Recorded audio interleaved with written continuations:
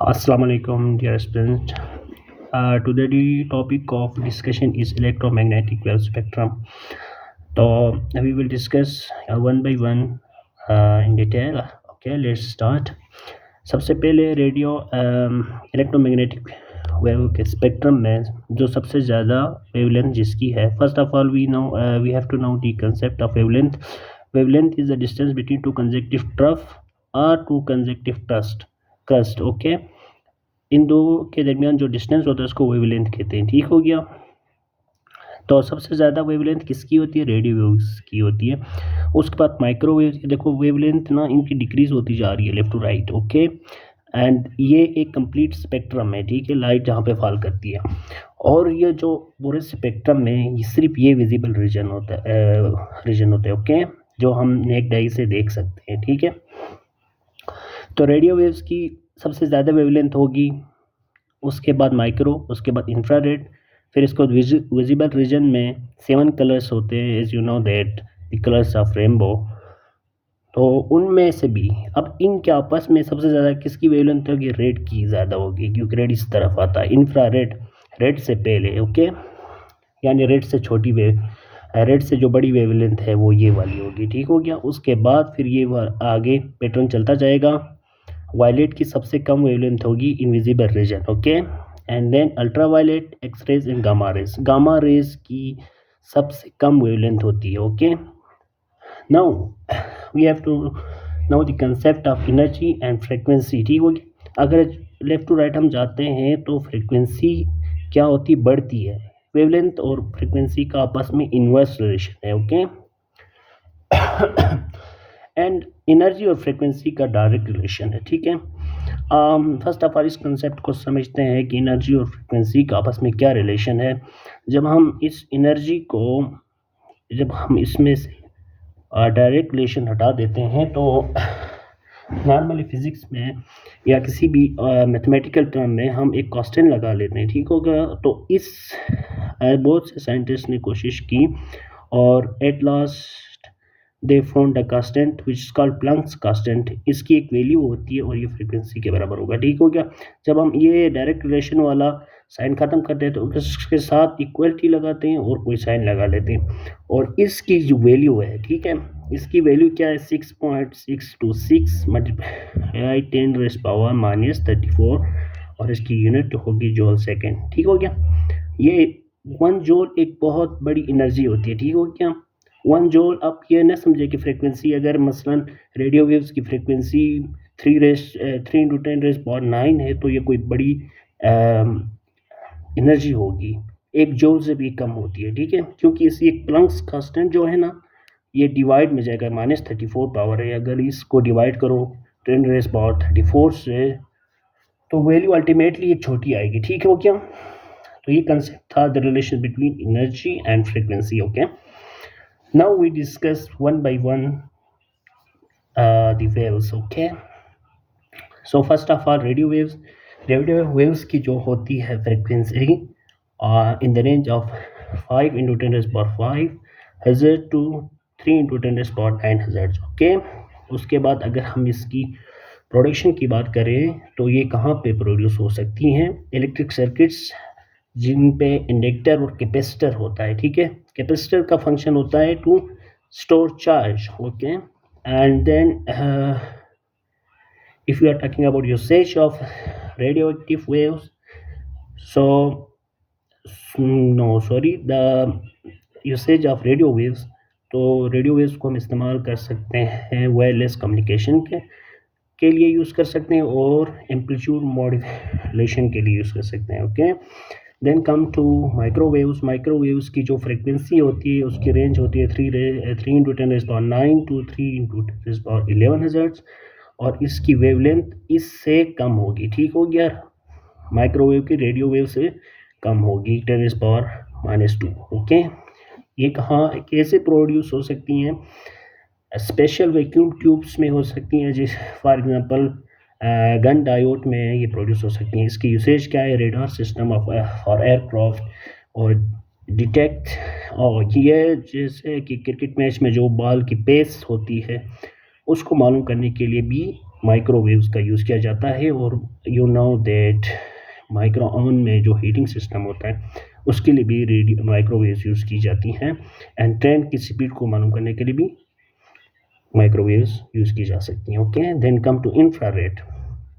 Infrared की जो frequency range होती है, ये देखो 3 × 10⁹ टू 4 × 10⁻14 हज़र्ट तक होती है। और इनकी वेवलेंथ जो होती है वो 10⁻⁵ होती है।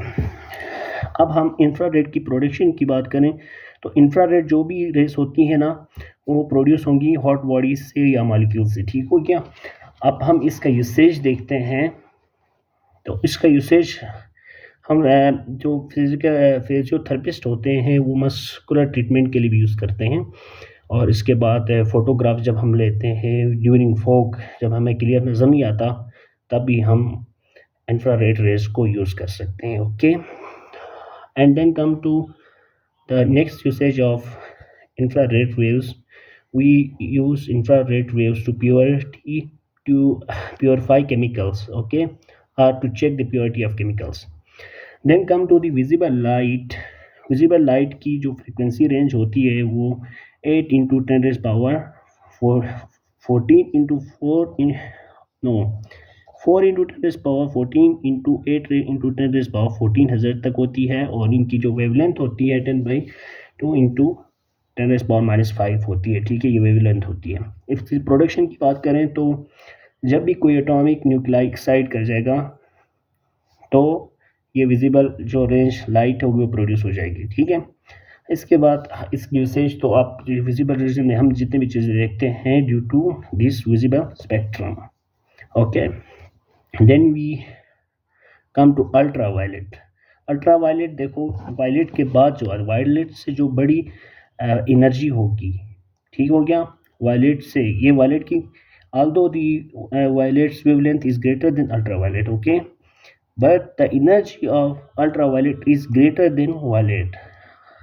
You have to know this relation. And we have a simple formula to know the visible range, which is Webb-Gore formula. But in this region we have to take anti of this.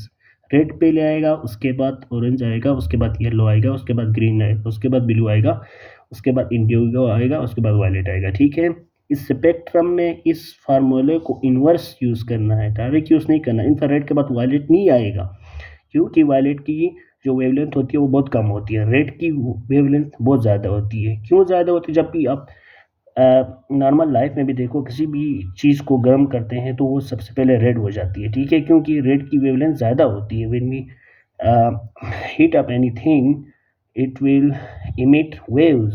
सो जो पहले waves बाहर आएंगी उनकी जो wavelength होगी वो बड़ी होगी, इस वजह से रेड सबसे पहले इमिट होगा। ओके,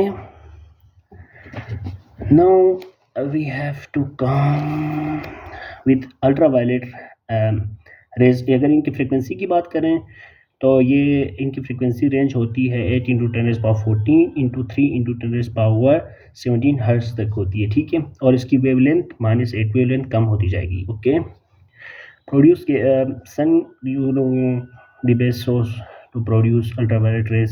सन से शुआएँ जो आती हैं, ओजोन लेयर जो इसको प्रोटेक्ट करती है अल्ट्रावायलेट की, इसके भी आगे 3 टाइप्स होती हैं, A, B and C। Okay, और इसको यूज़ करते हैं destroy bacteria, kill germs in water. Eye surgery के दरमियान भी इसको यूज़ किया जाता है। ओके, और इसके हवाले से जब वो आई के जो मशीन्स होते हैं जैसे आई को चेक करते हैं, वहाँ पे जो लाइट यूज़ करते हैं उसकी जो वेवलेंथ और जो फ्रीक्वेंसी होती है वो ब्लू वाली होती है। ठीक है, now let's come to x-rays. X-rays की जो फ्रीक्वेंसी होती है वो 10⁻17 हज़र्ट टू 3 × 10⁻22 हज़र्ट्स होती है, और वेवलेंथ इसकी बहुत छोटी होती है। ठीक है, और 10⁻−10। अब इसकी प्रोडक्शन की बात करें तो जब फास्ट मूविंग इलेक्ट्रॉन स्टॉप कर जाता है, जो usually those item who have whose atomic number is greater than 82, तो 82 से ग्रेटर होता है तो इलेक्ट्रॉन रिवॉल्व करते हुए स्टॉप हो जाते हैं, तो ये रेज इमिट हो जाती हैं जिसको हम एक्सरेज कहते हैं. Okay, you know this is of x-rays as well, क्योंकि एक्सरेज को सर्जरी के टाइम जो फ्रैक्चर वगैरह होती हैं उनको डिटेक्ट करने के लिए यूज़ किया जाता है. और इंजीनियरिंग फील्ड में भी किसी बिल्डिंग के फॉल्ट जो हैं उसको भी डिटेक्ट करने के लिए एक्सरेज को यूज़ करते हैं.